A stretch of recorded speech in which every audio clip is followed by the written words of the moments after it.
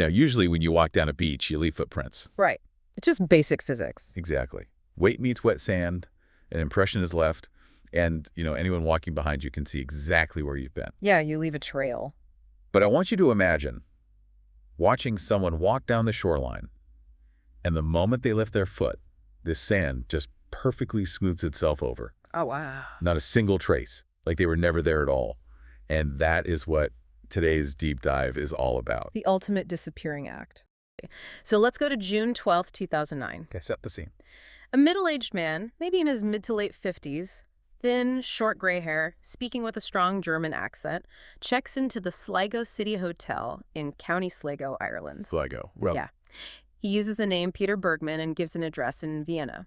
But investigators would soon discover the name was a complete alias, and the address, it actually belonged to a vacant lot. Just a vacant lot. Yeah. But I want you, listening right now, to think about your own life for a second.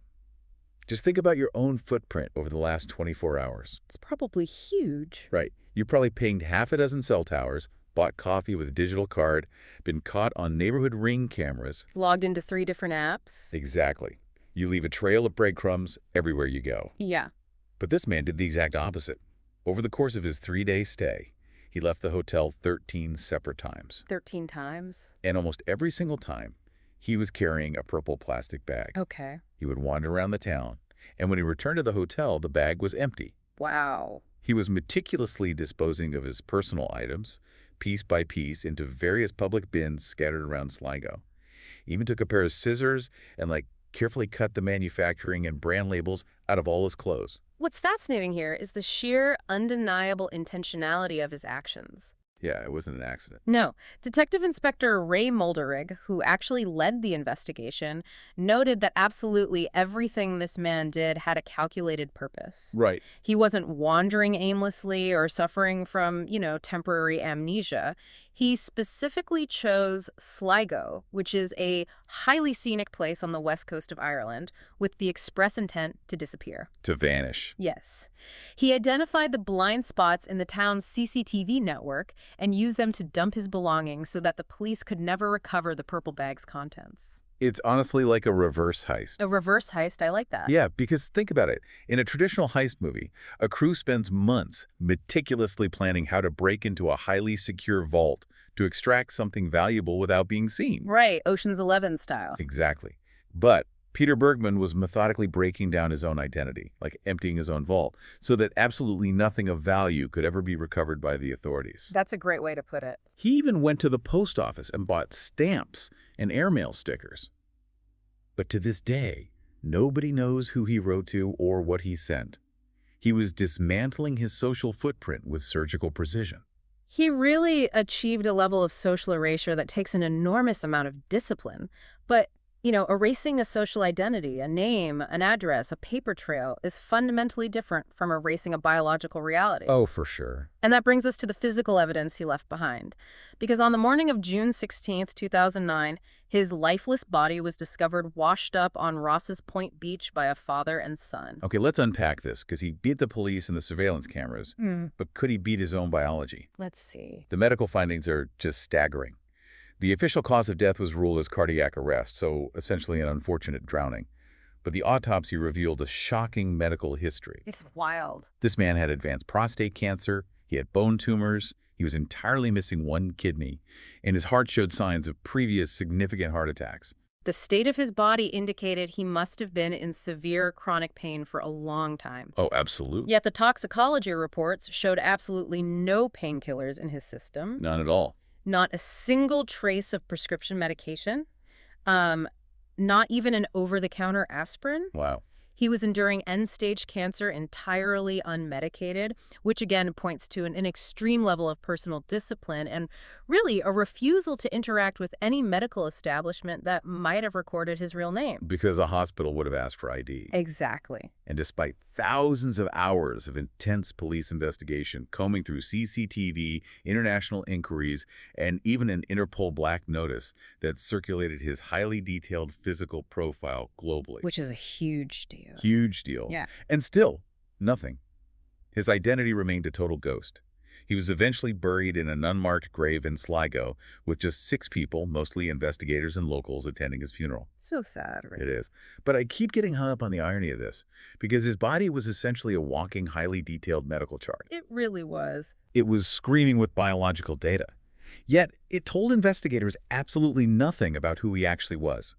So I have to ask, if traditional forensic pathology is supposed to be this incredible tool for solving mysteries, why did it hit a complete brick wall here? Well, traditional forensic pathology, especially circa 2009, was designed to read the damage, not the individual. Read the damage. You're right. It is highly effective at answering how someone died and what condition their body was in. The coroner could look at the organs and reconstruct the mechanics of death or, catalog the diseases present. Right, like the cancer and the heart attacks. Yes. But when it comes to understanding a human life, the who and the why, those traditional tools fall short. They give you the blueprint of the house, but they don't tell you who was living inside. Ah, I see. Which bridges us directly to the academic textbook we are looking at, P5 Medicine and Justice. Because according to this text, if Peter Bergmann had pulled this reverse heist today, or in the near future, the absolute cutting edge of science might have completely unmasked him. Without needing a single ID card or fingerprint. Which is mind-blowing. It is. We are currently undergoing a massive paradigm shift in biomedical science. For a long time, the medical field talked about P4 medicine. Okay, P4, what does that stand for? That stands for predictive, personalized, preventative, and participatory. Got it. It was a shift towards systems biology, using a patient's genetics to tailor treatments to the individual rather than just treating a generic disease. But this textbook introduces the concept of P5 medicine, which adds a fifth P. And the fifth P being psychocognitive. Yes, psychocognitive. It adds the crucial layer of how patients interact with, cope with, and react to their own illnesses and treatments. So it's not just the physical body anymore. Exactly. It recognizes that the mind, the environment, and the individual's choices are inextricably linked to their biological outcomes. You cannot separate the physical disease from the psychological context of the person experiencing it. I love the analogy used by Judge Kuno Jacob Tarfusser in the textbook to explain this shift. Oh, the suit analogy. Yeah. He says that traditional medicine is like going to a department store and buying an off-the-rack suit based solely on your symptoms. You tell the clerk you have a cough, they hand you a size medium cough syrup suit. Right, and it fits most people, sort of. Sort of, yeah. Yeah. But personalized medicine is like going to a master tailor. They measure your exact genetics, your environment, your lifestyle, and they craft a custom suit that fits you perfectly, often preventing the illness before the symptoms even show up. And the tools making this masterful tailoring possible are the omics sciences, specifically metabolomics and molecular imaging. Okay, omics. Walk me through that. Well, to understand metabolomics, think of your DNA as the static architectural blueprint of your body. Okay. It tells us what could potentially happen. Metabolomics, on the other hand, is like looking through the windows of the house to see who is actively cooking in the kitchen right now. Oh, wow. That's a great way to picture it. Yeah, it is the systematic study of the unique chemical fingerprints, the exhaust fumes, if you will, that specific cellular processes leave behind in real time. Okay, wait. So I understand DNA. That's the static code you're born with. Right. But are you saying that if I take a common medication today, it alters my body's actual chemical footprint in a way a forensic scientist can track long after the pill is gone? Let's look at the textbook's example of metformin, which is a very common first-line drug used to treat type 2 diabetes. Sure.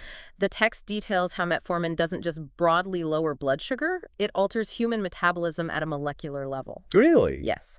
It activates a specific protein kinase, which then downregulates the expression of certain genes, ultimately reducing levels of specific lipids and cholesterol in the blood. Okay, so it leaves a massive trail. Exactly. If a forensic scientist looks at your metabolome, they don't just see a generic marker that you took a drug.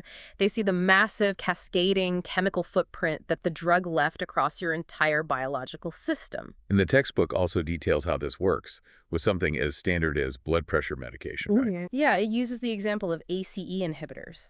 Researchers found that depending on your specific genetic makeup, taking an ACE inhibitor will alter the concentration of certain dipeptides in your blood. And dipeptides are? Dipeptides are just organic compounds derived from amino acids. But the key here is that the resulting concentration is a unique signature. Good. It's like two people drinking the exact same glass of wine, but their bodies producing completely different metabolic Oh, hangovers. that's The fascinating. chemical signature left behind is unique to how your specific genetic code reacted to that specific chemical. So wait, if our bodies are leaving these highly specific active metabolic fingerprints everywhere, down to the exact medications we take, the food we eat, the stress we endure, would a modern Peter Bergman even be able to pull off his disappearance today? It's highly unlikely. Like, if his body washed up on a beach tomorrow, wouldn't his metabolism give him away? His biological vault, which he thought was locked, would be pried wide open. Even without a wallet or an ID, a modern metabolomic analysis could potentially tell investigators where he grew up based on trace environmental isotopes in his bones. Just from his bones. Just from his bones. It could reveal what his recent diet consisted of, what specific regional off-market medications he might have taken years ago for his prostate cancer, and maybe even physiological markers of the extreme psychological stress he was under leading up to his death. Wow. His biology would tell the story his words never did. But, okay, here's where it gets incredibly tense, though. Yeah. Because it's one thing for a doctor to use all this intimate molecular data to heal you. Right. We all want the tailor-made suit when we are sick. But it is an entirely different universe when the legal system gets its hands on this data to judge you. Oh, absolutely. And that is the core tension in P5 medicine and justice. Right. We are moving from the medical lab directly into the courtroom. If we connect this to the bigger picture, we have to recognize what the textbook calls the ontological clash between medicine and justice. Ontological clash. Yeah, these two disciplines have fundamentally different reasons for existing. Medicine is driven by progress, by constant innovation, and by finding universal biological truths to cure people. It's trying to save lives. Right, it is inherently forward-looking. Justice, on the other hand, is historically about conservation. It relies on precedent, abstract rules, and maintaining societal order by punishing past actions. Okay, that makes sense. Think of the justice system as a rigid algorithm. It is designed to run the exact same code, the exact same rules, for everyone, regardless of their individual biological quirks. But the textbook argues that this new omic science is basically hacking that algorithm. Judge Tarfusser points out that when this cutting-edge science enters the courtroom, it doesn't bring the warm, fuzzy personalization of a doctor's visit. No, it doesn't. It brings a terrifying level of certainty to the prosecution. Because for decades, the justice system has relied on incredibly weak traditional forms of evidence. Like eyewitnesses. Exactly. Eyewitness testimony is notoriously flawed. Human memory is malleable. Traditional psychiatric evaluations often devolve into a battle of opinions, where the prosecution brings in an expert who says the defendant is completely sane, and the defense brings in an expert who says the defendant is totally incapacitated. It's a coin toss. Yeah. The legal system craves objective proof, and biology is starting to offer it. Right, and the textbook mentions the shift toward neurosciences and morphological brain analysis to assess criminal liability and intent.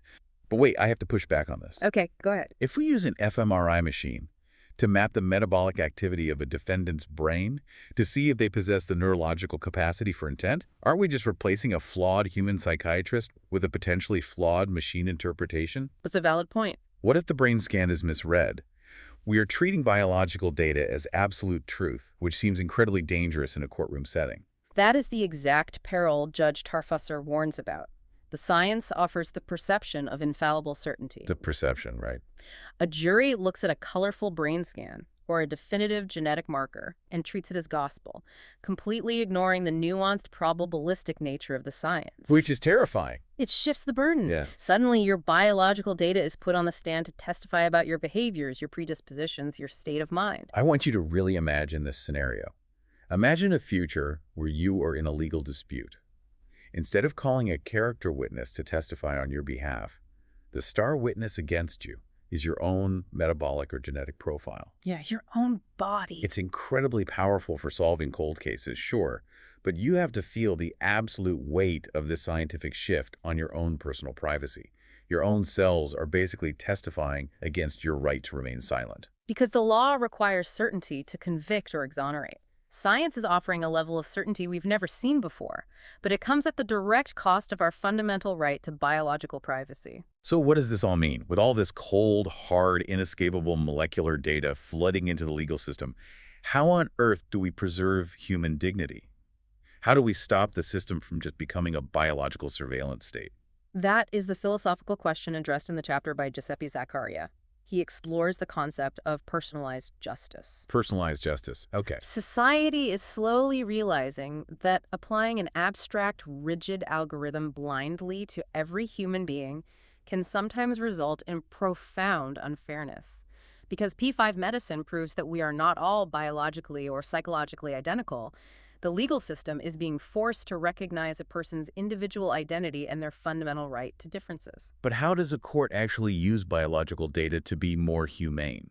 I mean, if the data proves you committed the crime or had the capacity to commit it, Yeah. a crime is still a crime. Well, it requires a shift in how we view the purpose of the law, moving from purely retributive justice to restorative justice. Okay, break those down for me. Yeah. Retributive justice is the classic algorithmic model.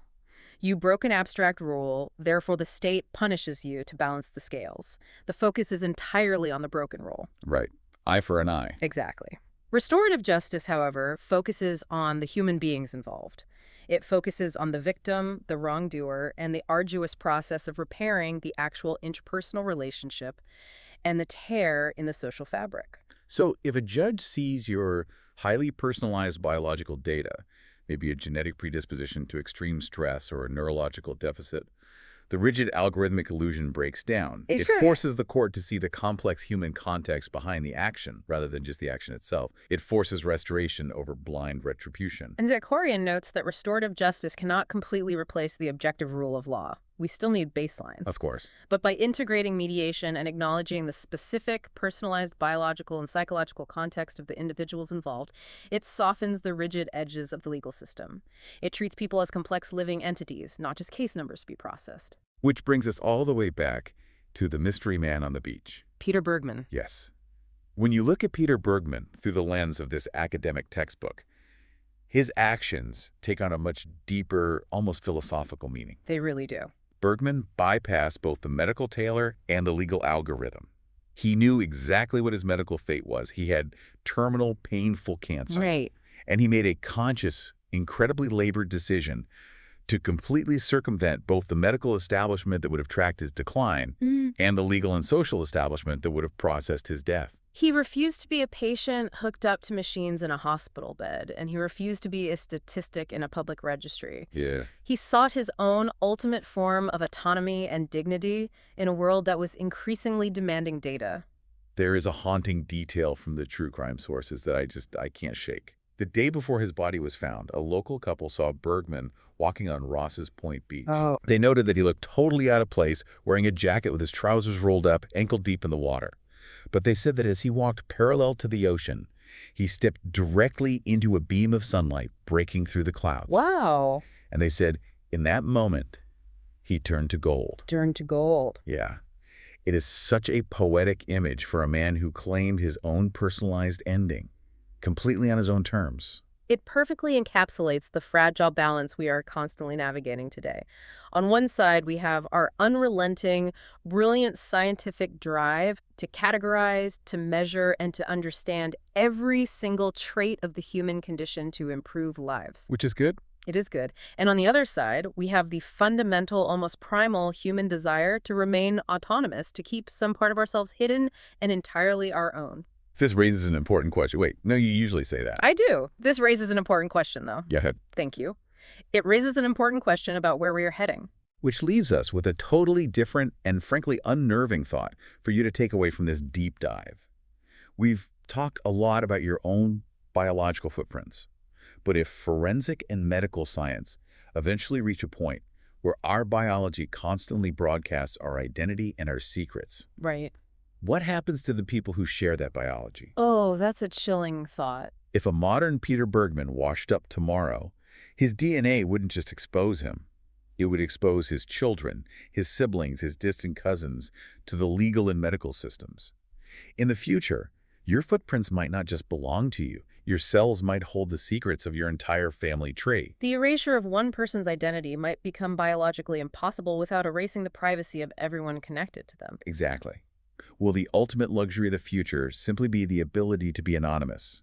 Will true freedom just be the ability to pull a Peter Bergmann and disappear? It's something to think about. It really is. Thank you so much for joining us on this deep dive.